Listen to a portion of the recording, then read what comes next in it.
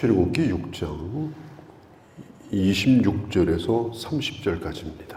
성경에는 족보가 여러 개가 나와 있습니다. 구약 성경에도 족보가 많이 나와 있고 신약 성경에도 특별히 복음서에 예수님의 족보가 나와 있습니다. 그런데 또 사도 바울은 족보 얘기를 또 하지 말라, 그런 말씀을 또 하기도 했습니다. 우리가 쓸데없는 족보 얘기는 사실 할 필요가 없습니다. 그렇지만 성경에 이 족보를 기록할 때는 또 거기에 뜻이 있습니다. 그냥 기록하는 게 아닙니다. 그래서 대부분은 이제 족보를 읽을 때 그냥 건너뛰든지 아니면 나도 모르는 사람이니까 모르는 사람 이름을 구태여 다 읽을 필요 있느냐.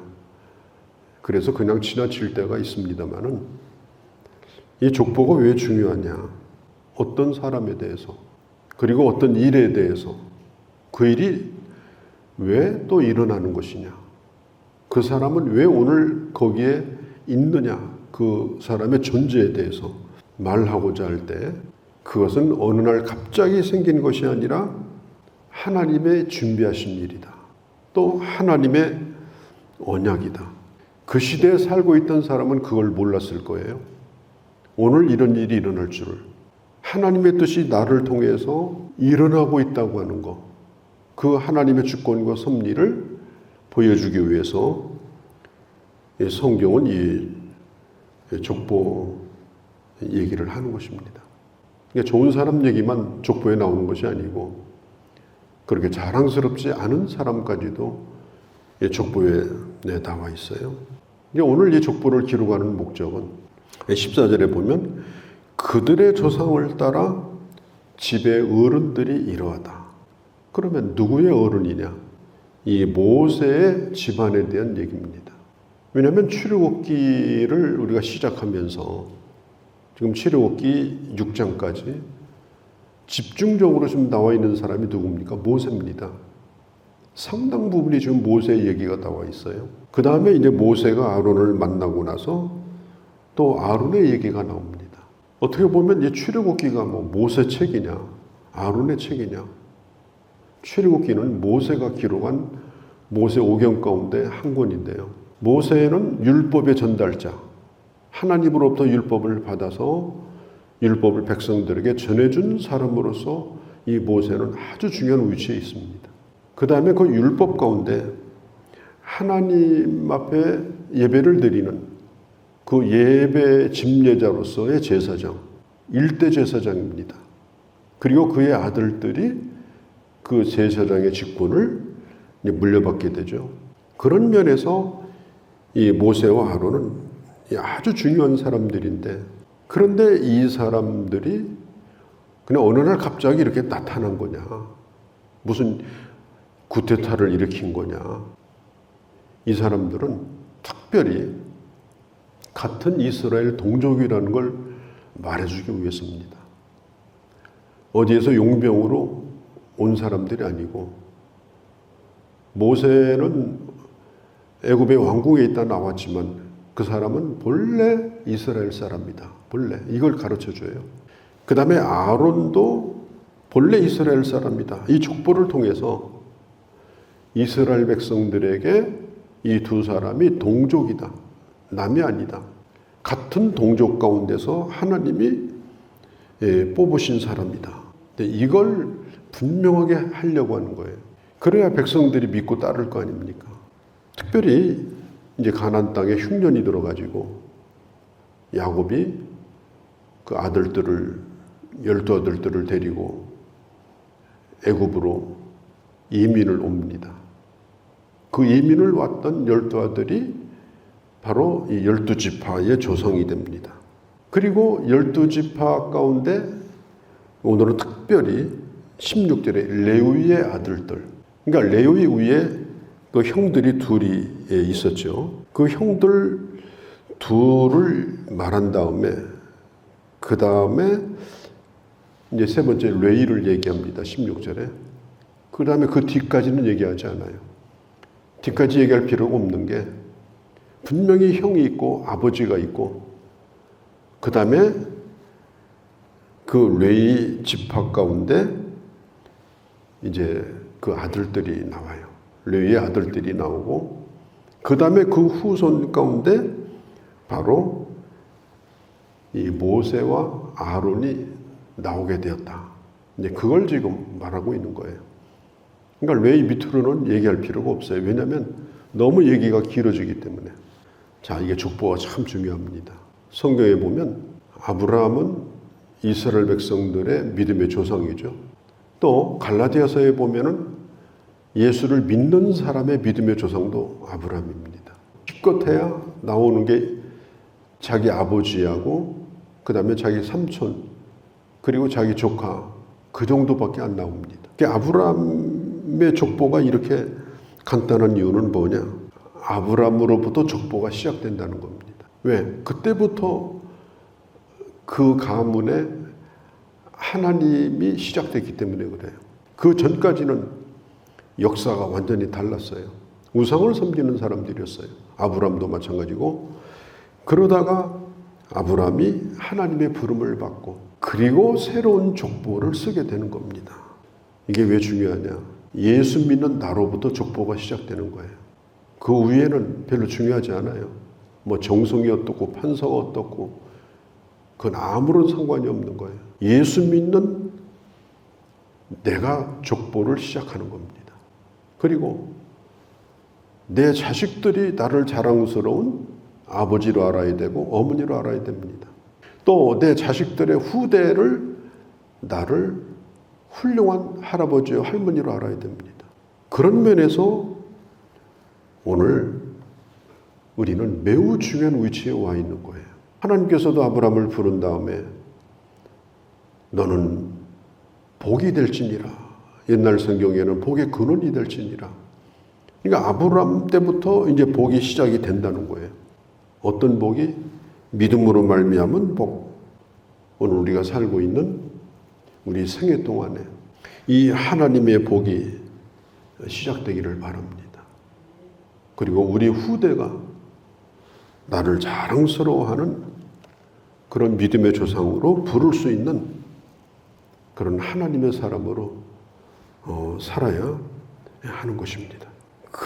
이제 이 모세와 아론의 이 족보를 얘기하면서 14절에 그들의 조상을 따라, 이게 조상이 있다는 얘기예요.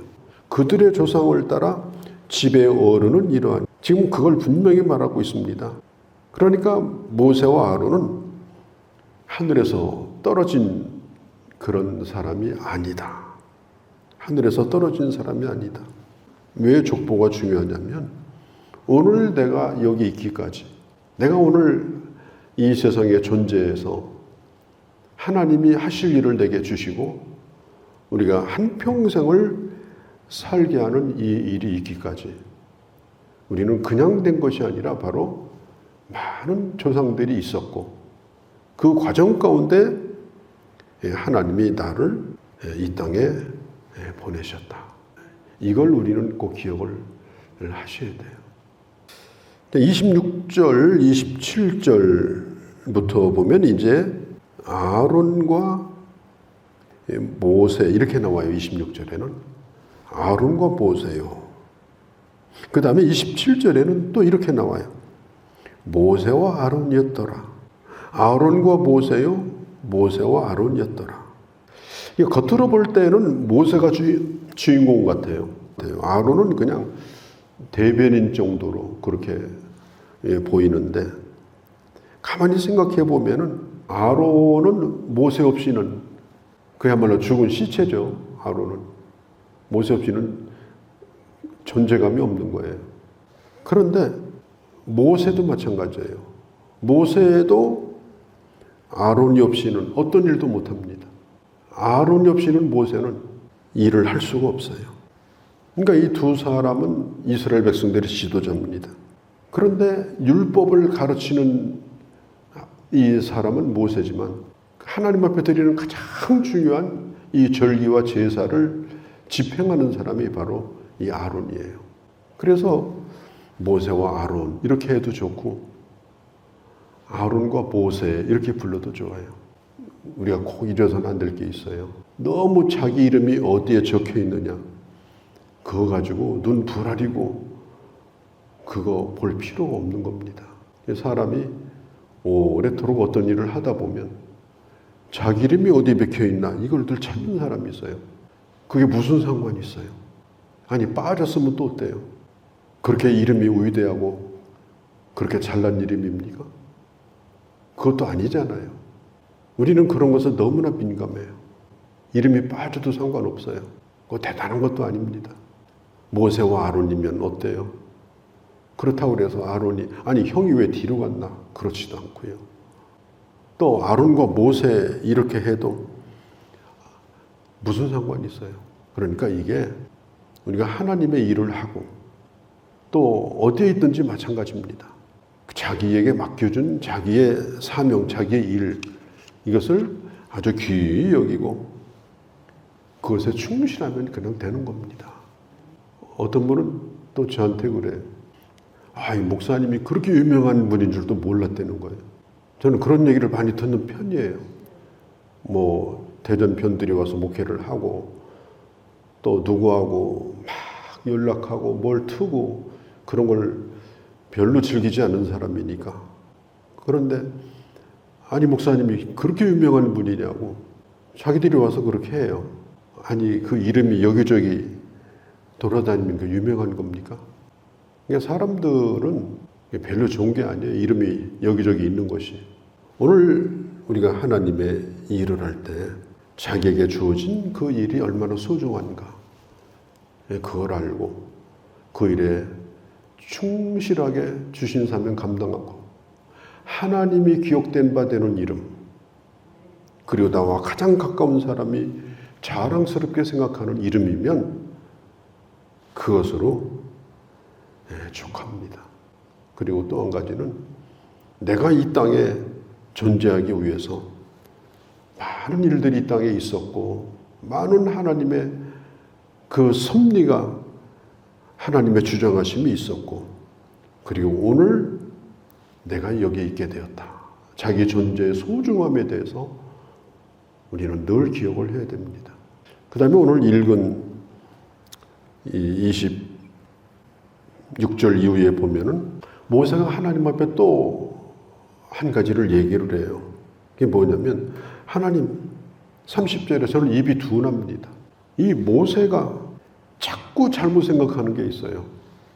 그것이 뭐냐면은 바로가 내 말을 듣지 않는 게 내가 말을 잘 못해서 그렇다. 이런 생각을 한 거예요. 우리도 그런 생각을 많이 하잖아요. 어떤 사람이 내 말을 안 듣는 게 내가 더듬거리고 내가 논리적이지 못해서 그렇다. 이렇게 생각하고 나도 말 좀 한번 잘해봤으면 그런 생각을 가지는 분이 있을 거예요. 모세도 그런 사람이었습니다. 그런데 성경에 보면은 29절에 내가 너에게 이르는 바를 애굽 왕 바로에게 말하라. 언제 네 말을 하라고 했는가? 꾸며서 말하라고 했는가? 화려하고 아름다운 말로 하라고 했는가? 하나님이 주시는 메시지가 있을 거 아니냐.